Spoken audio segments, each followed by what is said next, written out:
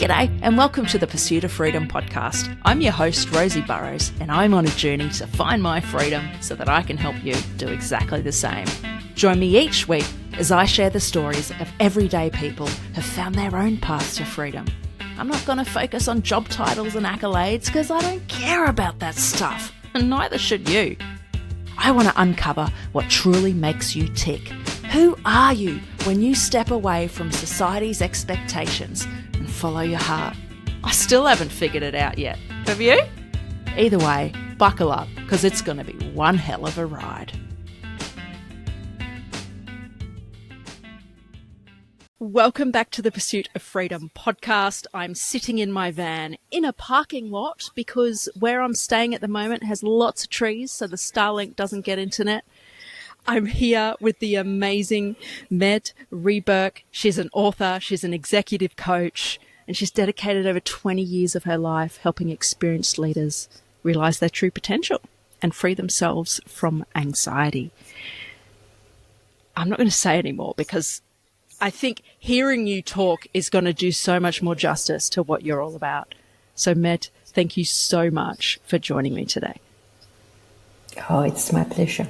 Thank you for having me. No, of course. And I just have to say, I always feel a lot of shame with mispronouncing people's names. But you were so kind to me the first time I met you. And you said, Rosie, there's a Danish saying that a dear child has many names. And that really stuck with me. So thank you. Oh, you're welcome. Now, I like to start these episodes hearing my guest stories. So where you are today, I'm sure, isn't where you started. So what were you like? Let's go back to when you were a little girl. What were you like? What was life like? Oh, that's a lovely question. Life was lovely, actually. I'm born into a small family, mom and dad. I'm a twin. Wow. At that time, my twin brother was still alive. Kim was his name. And my father, he had a small company, and my mom was helping him out and taking care of us, Kim and I. Very, very secure, very lovely. I've always been told that it wasn't so important what I became, but what was important was that I learned something. So education and curiosity, how things function, have always been very important in the way I was brought up. A lot of hugs and no big trauma situations until the age of almost 23, because then my twin brother, Kim, he unfortunately passed away due to an accident in the United States. He was a student and it was an accident. And then suddenly I came to see that I usually never said I always said we and us. Wow. And suddenly it was an I, and I had to learn to be only me. And of course, in the beginning, it was very, very difficult, bleeding, and also my parents and my mom. She showed to be a very, very strong lady, regardless of her upbringing. So she was a huge support to me and my dad. Over the time, I came to see that that maybe he never really left me, my brother, because he's still there around me, supporting me, and I became quite fast actually aware of that. He visited me also in my dreams and told me that it was okay, everything was okay. It was how it was. And then I grew up, went to university. Actually, I was the first in our family who got a high school degree, and then definitely very first to go to university. Yeah. I studied for 7 years, and also in France. I come from Denmark. I live in Copenhagen, in the capital. And then I got a lot of different interesting corporate jobs, learned a lot, until 10 years ago where I got fired. And that was actually not the first time I got laid off. Wow. Because it seemed also that I was a person that I've never been very good, political in corporate settings. Sounds like you're a terrible employee. I am too. If I have my freedom, I'm a really good, excellent employee, because I can create a lot, and I can create movements, get people to come along, to think along with me, not like me, but along with me. I like that. So 10 years ago, I got laid off, and I was so tired of corporate. So I started my own company, not really knowing what that should be all about. But I got a golden handshake. So I hired someone to make a nice website. It's so easy, with words. And the first job I actually got was to go to China and help a huge Chinese company starting a science park. Could attract entrepreneurs from Europe. And then, when you run your own company, you need to be a little practical, making sure that the cash flow is okay. So I was also approached by a headhunter who asked me whether I would like to work for him. And I said, okay, I didn't really know what it was all about. So I said, okay, 3 days a week. And, when you work as a headhunter, you only earn money when you have your clients, your own clients. I actually got to see that it was really a very boring job. But I got the chance to meet with a lot of different laid off leaders, all levels. And I saw that they were looking for a new title. And they had always been hired to be the answer to an already formulated question or problem. Yes, yeah. And they also were not very good in actually communicating what they knew. So I thought, okay, I want to help them enlarge a little their network, which was huge but very narrow. So I invited them into startup companies in advisory boards and in board context in general. And then I started to teach them how to ask questions.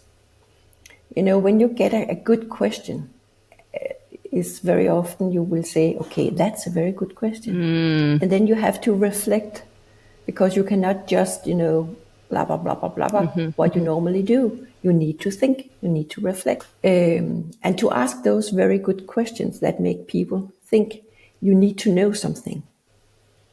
And you need to have a feeling about something out there. So I started to do that. And then I also started to be a ghostwriter for a lot of those clients. Because when I asked them what they did, I called someone. They were not very good in the process. They had always been very focused on the result, but not on the path to the result. Yeah.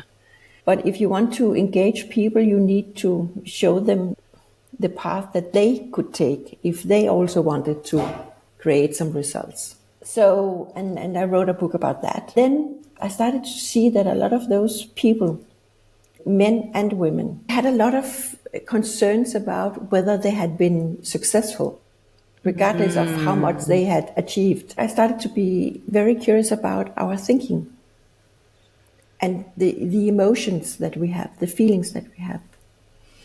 And I dived into that. I've been working on that for 5-6 years now, and wrote a book, The Tipping Point, because I wanted to help people see that we have thoughts, but we are not our thoughts. We have around 60,000, 70,000 thoughts a day. And there's no emotion that arise in our bodies that has not been generated by a thought. And when we believe that we are not good enough, and we can feel it in our stomach or where it is in our bodies, that can vary from person to person. It's because we, in the present moment, believe something to be true that is not true. But we don't know it's not true because we can feel it. Yeah. And because we can feel it, we think, okay, then it must be true. And then we engage even more into this thinking because, Yes. wow, Yes. I'm onto something. Regardless of how much, pressure that puts on us and how much stress and maybe even depression that we will live. But what I found out was that every time we have a feeling that is stressful, which is not gentle or kind to us, it's because we believe something to be true. And not only that, but also that it defines who we are. Oh. So that is also a reason why it's so difficult for us to let go. Because without this feeling, okay, I'm a victim, that means that we are something. But if we let go of that, then what are we? So it's better to have this stone in the shoe and keep on feeling this pain than let go, because then we have nothing. But that's not true. Because when we let go of this stone, of this belief, we get to see that then we are in peace. It's such And a unique way of looking at it. I really want to hear you unpack this more. So we think things are true, and they are true to us, right? But you're saying actually they're untrue, and yet we're walking around with this stone in our shoe. We're hurting ourselves because the unknown or having nothing there is, I guess, so terrifying.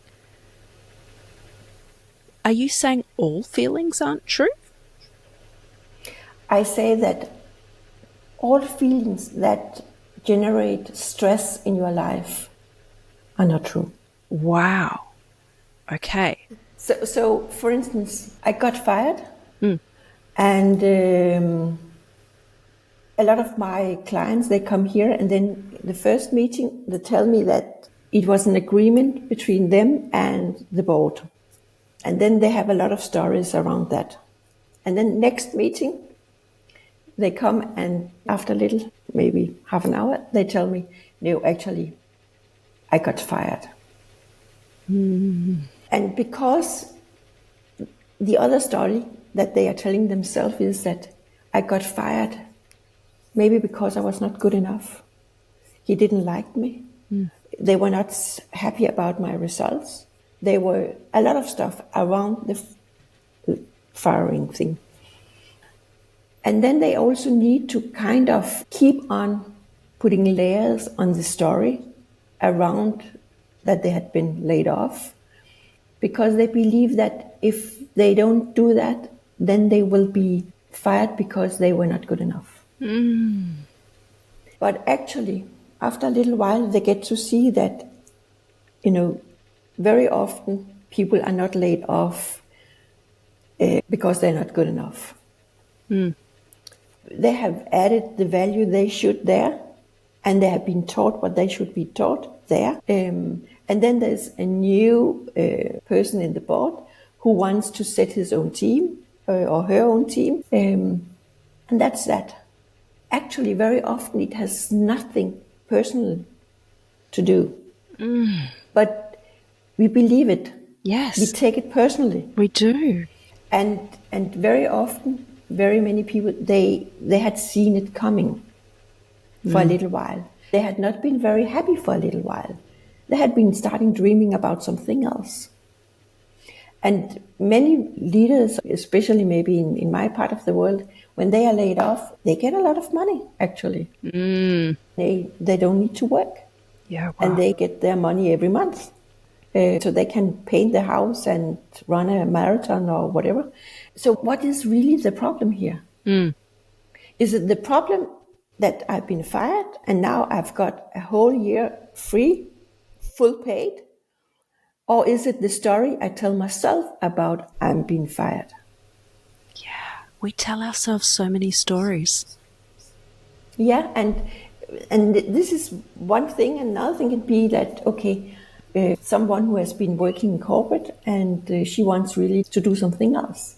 But I'm maybe 40 and I'm too old. Even though I really wanted to start my own company and I have this little idea, but it's just a little idea.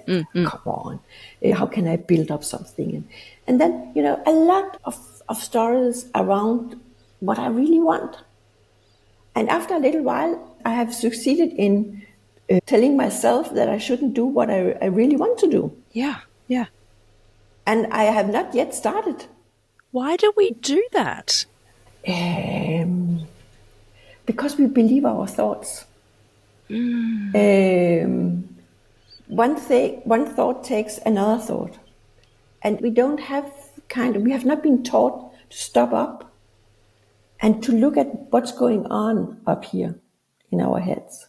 And because it feels so valid, I can feel it. Yeah, yeah. My heart beats and I sweat. And also because we believe that life is what happens around us, externally.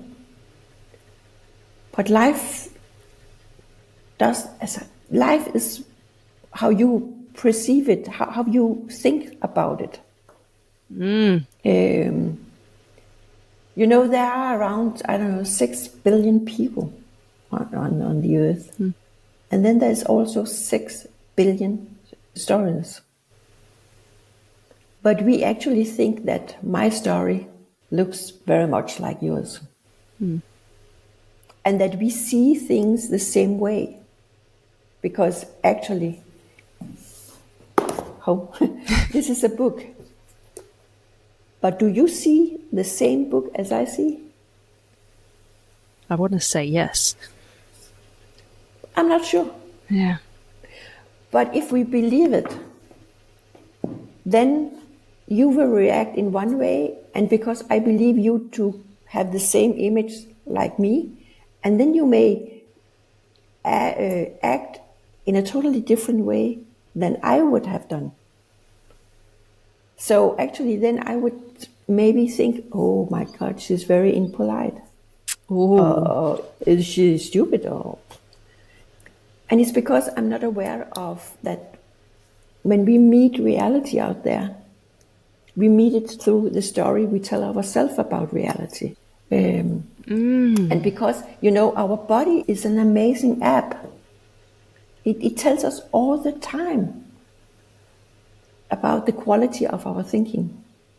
If you start to become a little aware of what's going on in your body, was it because I lifted something very heavy? Or was it because I just had to, again, talk with my mom and convince her that what I'm doing is really okay? Maybe you will go with the heavy lifting thing, but maybe it was something else. A belief about something in the concrete moment. And then there's another thing, if you wanted to if we should unfold it even more, it's that we are never really present. Either we are in the past or in the future. But the past doesn't exist. Word past, it's... And then the future doesn't exist either. Because it's not yet there. So the only thing that exists is actually you and me now. Here, nothing else. And that the next small moment will be created from this moment that you and we have here. But if we are never really present, then this existence will pass very fast. Yeah. And yet so we will many be of us not- obsess over the past, or we ruminate. Especially, you mentioned your twin brother, Kim, died very suddenly. And you could choose to live in the past. You loved your brother dearly. So if you're comfortable talking about it, I'm really curious to hear your take on how grief fits into this, because I lost my dad in an accident also. I was 21 and then lost mum a few years later. And grief is something, for me, I feel like it never really goes away. It changes. But I want to hear your take, because as you talk about the past and the future, the present, the stories we're telling ourselves, I want to know how you see it. Grief, it's a very, I've always said that grief is like, homeless love. Where to put your love? Yeah. Suddenly. But actually, over the years, I've been pondering about maybe I didn't really lost anyone.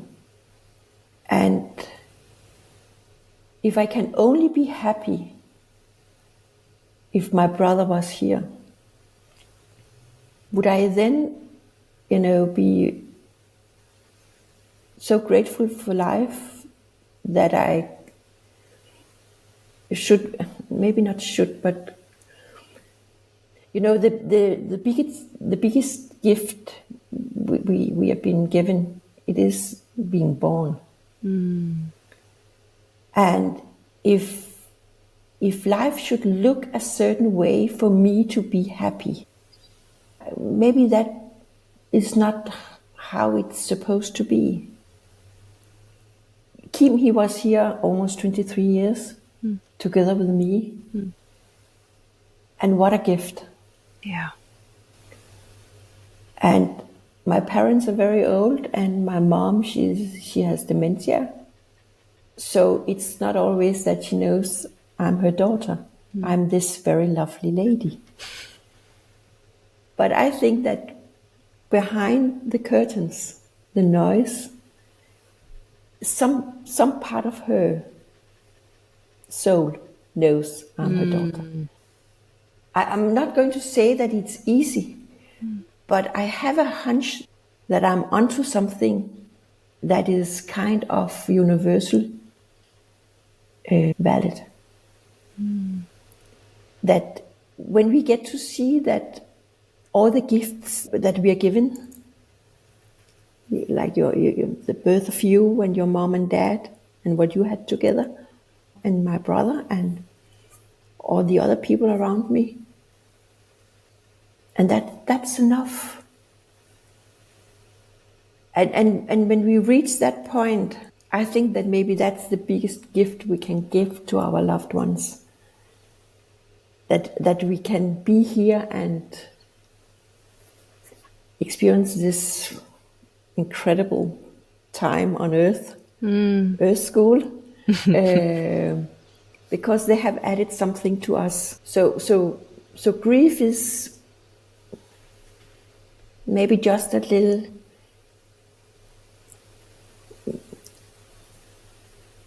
to help us remember that we have a gift. We have been given a gift. I haven't heard it put that way before, and I think it's beautiful. That's given me a lot of food for thought. Grief is, it's not simple, right? And just to hear you talk through that, it gives me goosebumps. I'm very hot and sweaty, but it gives me goosebumps. But yeah, I think framing it as a gift that's powerful. And I do believe that. It was a tough lesson for me, losing parents, and for you, I'm sure, with your brother. But you're right. The time I had with them, it was such a gift. I only wish in the past I saw it as a gift, but you know what? I can't ruminate on that because I'm just going to get stuck in that loop. And I think it can turn into this negative feedback loop. What is your advice for people if they're aware they're stuck in this negative loop, their thoughts? How do they get out of that? Can they get out of that? Become aware of that you have thoughts, that you are not your thoughts. It's a little like the clouds in the sky. They come and go. And when it's really clouded, still above the clouds, there's a blue sky.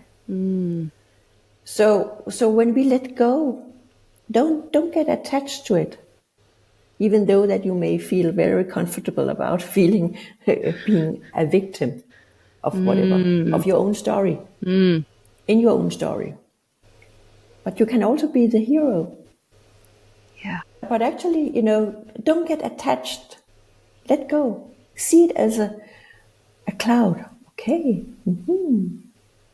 Let it pass. Because you are not your thought, you're not your emotions or feelings. You have emotions, feelings, and you have thoughts. But you are the one who observes, you're the consciousness watching what's going on. And that has never left you. From the age of 5 years to today, that's, your cells have been renewed many times, and nothing's left from that time to this time now. But the consciousness, you observing what lands on your plate, that is still the same. You may pay attention to different things, but it's still the same. Secure in that there's something in you that is not broken, that has not been damaged, even though that you may have, experienced a lot of different things. And that's another thing which is rather good, because, I also have been talking with really, sexual abused women and from their childhood, and they, where they are today, in the moment, no one is taking advantage of them. They are okay. So when they let go of their stories, what they have experienced maybe 20 years ago, they can, from time to time, if they want to, they can look at it. But it's in the past.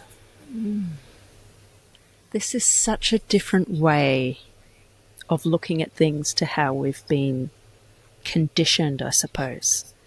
I've always thought, of course, I'm my thoughts and my feelings. Who else am I? And I think a lot of people are probably like, huh?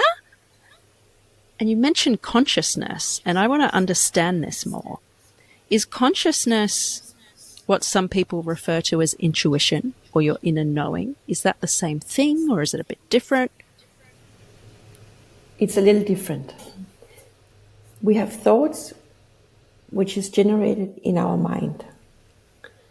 And then we have the consciousness that is kind of observing everything. And your intuition is kind of also based upon what has been filled into you over time. Consciousness is not really judging anything, it's just observing. Intuition is lead you in certain ways. So when it leads you, it also makes sure that there is a path you may not take if you are listening. But consciousness is just a now and here capability of being the observer. So how do we tap into that? I think a lot of us have lost touch with it. Yeah. Being still. We are so busy running, being on, mobile phone. So being still. But a lot of people, they are afraid of being still. Yes. Because then we get to maybe feel stuff that we don't want to feel, or think about, the past that we don't. But when we become still and conscious, and see that we don't need to hold on to anything, just observe it. Don't judge it. Just be and see. And when that becomes a part of how we are here in the world, then nothing, like in nothing, will be a problem. So a lot of my listeners, they're in sort of the 40 plus year age bracket. So usually by that age, you've been through some things, right? Yeah. Good and bad. And they might be listening and going, this is new. So how did they, what do they do with all those stories and things that have happened to them in the past? Because obviously they've happened. We acknowledge that. What were you calling it earlier? Let go so that they can be more present. Becoming aware. Because we, almost all the time, we are on cruise control. Yeah. Mentally. We have become so used to this stone in the shoe that we almost do not really feel it. Yeah. And we think it's maybe also quite normal. So it's this open mind. Don't really believe what I'm saying, but test it out for yourself. Yeah. Try in your everyday life, stop up. I got this feeling in my stomach. I got angry or shameful or in the moment just before I had this feeling. What was it that I believed? Okay. Oh, I believed my husband is maybe doing something on the side. Okay, can I be 100% sure about that? Because he came late? No. Okay, without this feeling or this thought, what is the problem? Oh, nothing. Maybe I should make 2 cups of coffee and go in and hear what's the problem in the office. So when we become aware of, can feel ourselves, and that we are not afraid of feeling ourselves. Be curious about what happened just before I got this emotion. Yeah. Because feelings, they generate, reactions in your body. Stress, for instance. We often say, my boss is making a mess out of me. Yeah. Or my husband, or my whatever, my kids, my mother-in-law, whatever. But actually no one can hurt me except me. So when I feel hurt, it's because of my story about reality. And without my story about reality, what's the problem? And then we start to look at things differently. We look at people differently. It can be that she didn't say hello when she entered this morning in the office. It has nothing to do with me. So without this story, maybe she's not happy with my job. Then I can make 2 cups of coffee and I can go in and I can knock on her door and say, has it been a tough morning for you? Oh my God, my kids, my husband, my bike, I have made an extra cup of coffee. I thought, okay, maybe it would be nice for you.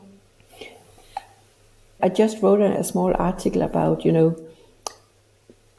when we are worrying, to worry about everything. I don't know if, sometime when I ask my husband if he's worried, he's never really worried.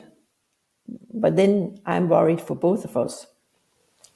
And then sometimes we tend to make worrying equal love. So when I worry about you, it's because really I love you. I want to be sure that everything is fine and you're okay and boom, boom. But that's also a story we just are telling True. ourselves. Yeah. Because to worry has nothing to do with love. So when we start to become aware of what's going on and then ask questions, can I be sure about what I'm believing now? And then we are very much worrying about the future problems. But the funny part is that all problems, they will always be solved in the present moment. Oh, If I'm worrying about a problem tomorrow that may or may not arise, I cannot solve it now. I can just solve it when it's in front of me. We are so busy trying to do stuff that doesn't make sense. But we believe it makes sense because, again, we can feel it. yeah. So actually, life in its inner essence, it's very, very simple. But we make it so complicated. And in the present moment, everything is okay. It is actually.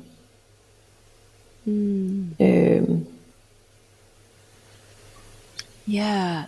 That makes me think, when my mum was dying, she was in palliative care and aged care for a time.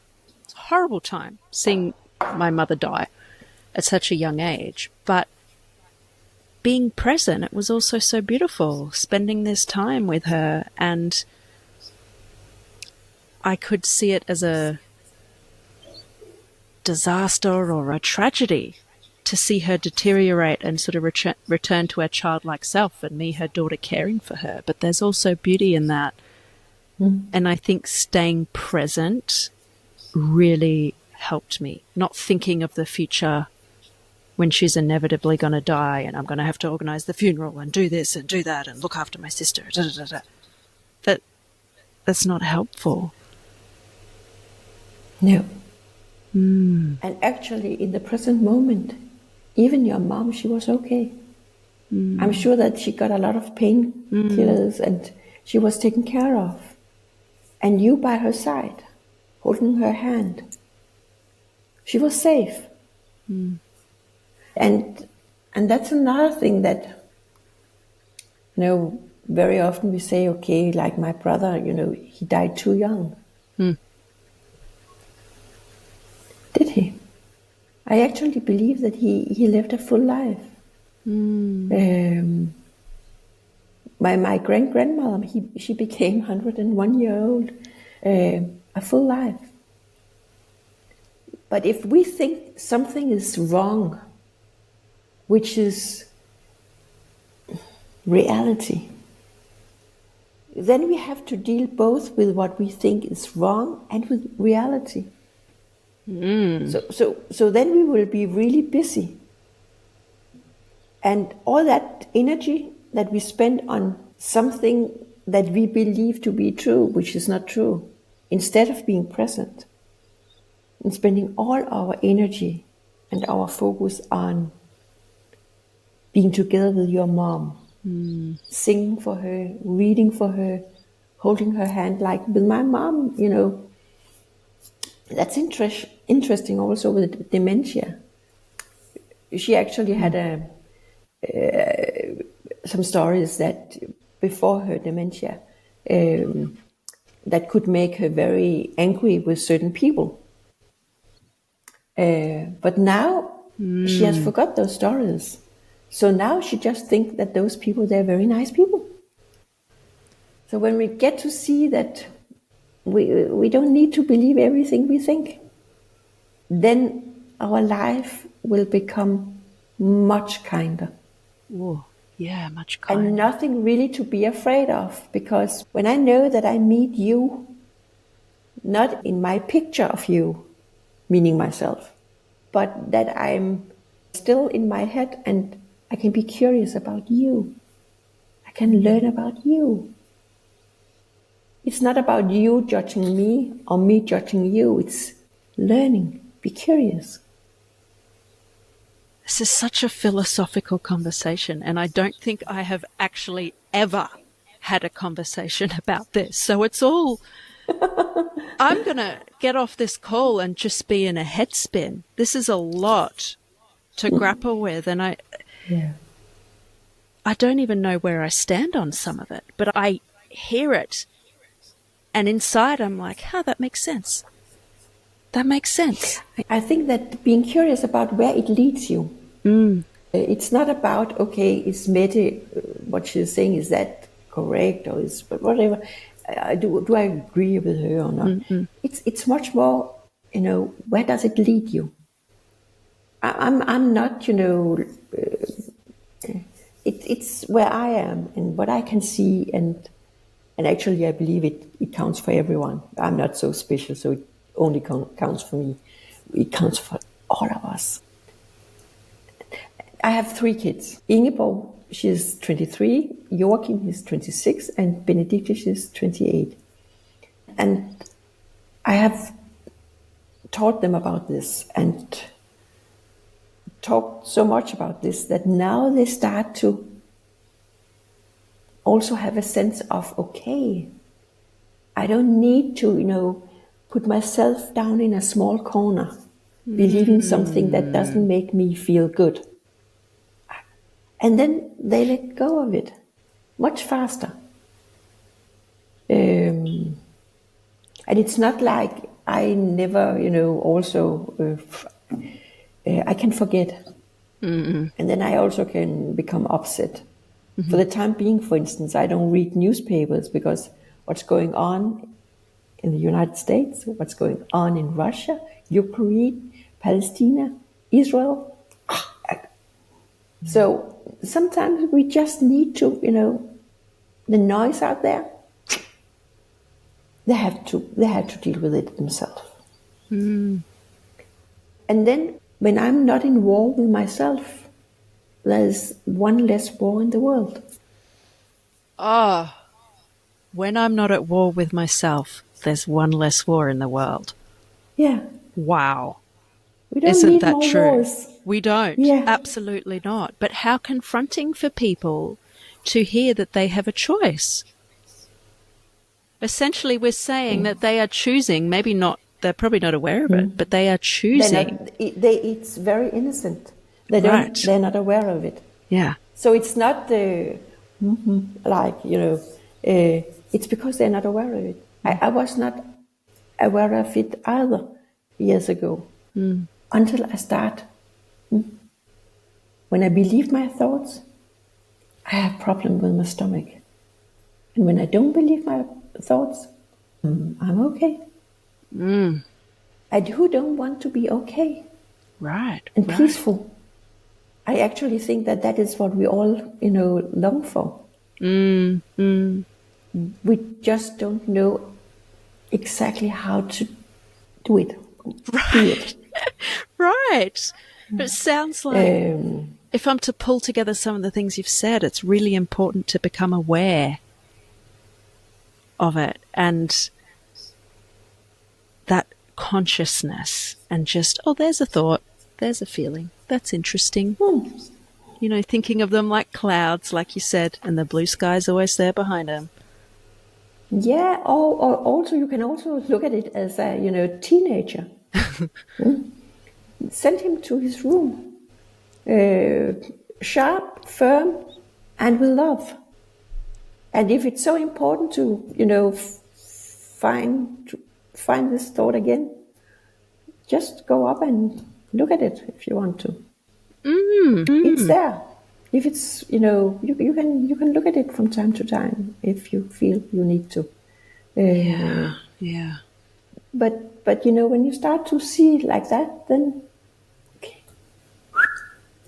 the room. Wow. And then after a little while, you start to laugh. No. Actually, I'm a little surprised that not more people have got it, have seen it, have felt it.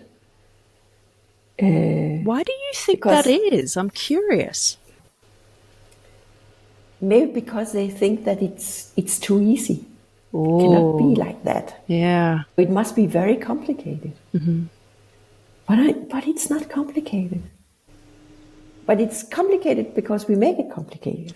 Right. Yeah. But when we see it, take all the layers off, all this noise, all the stories, what we believe to be true, and that hurts us. And that not only hurts us, we believe also it's who we are. So if this kind of evaporates who I am, and that can also maybe be very, scaring for some. Definitely. Yeah. Now I have been this victim for 30, 40 years. And without that label, who am I? I'm the one who have had interesting, stuff on my plate, dealt with it. And now I'm someplace else. And I actually think this whole discussion ties in nicely with the question I'm about to ask you, which is something I pose to all of my guests. And that is, what does freedom mean to you? To be present. To be present. Simple as that. Because that is actually the only place where we are free. Yes. And that's actually a lesson I've been learning since moving into my van. With each day, I'm learning more and more how to be present. And I just feel so content with life, just very at peace, and for once, okay with just seeing where things are going. It's not, oh, I've got to rush here, I've got to do that, I've got to achieve this. It's just, this is an adventure. Yeah, exactly. It's just being. And that doesn't mean that we are not serious people and yeah. ambitious. I actually think that we become much better leaders, parents, colleagues, friends, because we are at peace. Yeah. What more could you want? Yeah. Thank you so much for this conversation. You poor thing have had too, to be Rosie. looking at me dripping sweat onto the laptop and all over the place. But I feel sorry for anyone who watches this on YouTube. But this conversation, you are beautiful. Thank you. This conversation has been beautiful, actually, and thank you. I want to re-listen to it and just take it all in. It has been an absolute delight to speak to you, and I'm so thankful for your generosity with your time and your wisdom. If there's one final thing you want to leave with the listeners, what would that be? Don't believe everything you think. Yes. Thank you very much. Thank you too.